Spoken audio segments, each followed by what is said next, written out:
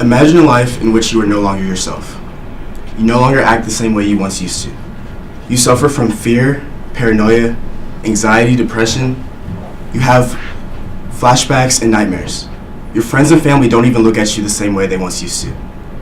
This life you're imagining is a life that thousands of veterans and soldiers across the country deal with today. In the United States, over 26 million people will suffer from post-traumatic stress disorder in a lifetime.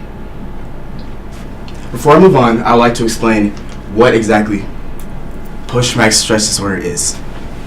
Post-traumatic stress disorder is a psychological trauma in which sufferers may be afflicted by symptoms such as stress, anxiety, fear, and depression. And as I said earlier, a large majority of these people afflicted are veterans. As you can see from this picture, 4 out of 5 Vietnam veterans reported having symptoms 20 to 25 years after the Vietnam War. This also shows that this psychological trauma is not something that goes away easily. It's something that is constant and is ongoing if proper treatment is not received. PTSD has sadly had a long and complicated history. As a matter of fact, the term PTSD wasn't even coined until the American Psychiatric Association published the term in their third edition of the Diagnostic and Statistical Manual of Mental Health Disorders in 1980. Before that, there were so many different names for what this psychological trauma would be. With this long history came a long history of bad treatments. In World War I, sufferers were treated using hydrotherapy or electrotherapy. While in some cases this was productive and it did show improvement in symptoms, a lot of times it wasn't. In World War I, the PI acronym was used. PI stands for proximity, immediacy, and expectancy. This means soldiers or psychological casualties were treated within close proximity to the battle zone immediately after they started showing symptoms, and with expectancy to return to battle as soon as they recovered. As time progressed, a lot of people began to realize that this was not effective.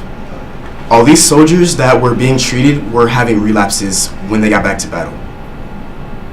This long history of bad treatment options, as well as the mental health stigma, is the reason for things like this.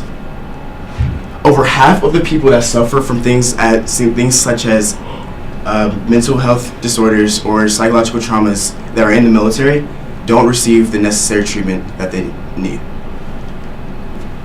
So I know you might be wondering, with all this, you see the facts, oh, that's red and that's blue. It's split in half. With all these bad treatment options, what's the good outlook on this? The most currently effective and most researched use of psychological treatment for PTSD is exposure therapy.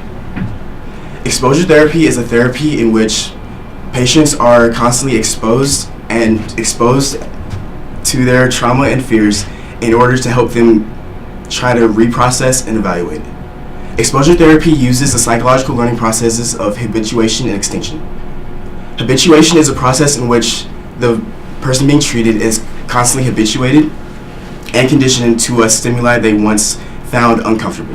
So for example, if you say you're working on a presentation on your laptop and your laptop's making a very loud noise, as you sit there, you soon begin to tune it out. That's habituation. Your body is no longer paying attention to that noise and you're focusing on whatever's in front of you. That is what this treatment seeks to do. So if a soldier is being irritated by a certain noise that reminds them or gives them flashbacks, the therapist will be playing the sound over and over again, trying to get them accustomed to it and no longer facing these fears. Extinction, on the other hand, is when a stimuli is constantly and consistently shown over and over again to the point where they just lose all feeling in general. So say you're scared of rats. If a therapist presents a rat to you over and over and over again, eventually you lose that feeling. And that's exactly what this seeks to do. In this picture, you see that this soldier is going through a virtual reality simulation in order to relive his trauma and try to eventually get over it and reprocess it. A lot of soldiers are being treated and effectively cured, I guess you'd say, for PTSD by using this therapy. But as you know, everything progresses, and that is what I want to talk about next. The future of PTSD treatment is very bright. There is ongoing research to determine whether entactogenic agents and empathogens combined with cognitive behavioral therapy will allow soldiers to more safely reprocess their trauma in order to get over it and get over the trauma and return back to their normal lives. In simpler terms, that's just basically psychoactive medicine combined with therapy in order to allow people to reprocess all their fears and traumas in order to better themselves and move on. The future of PTSD treatment is extremely bright, and I can't wait to see what holds in store. Thank you.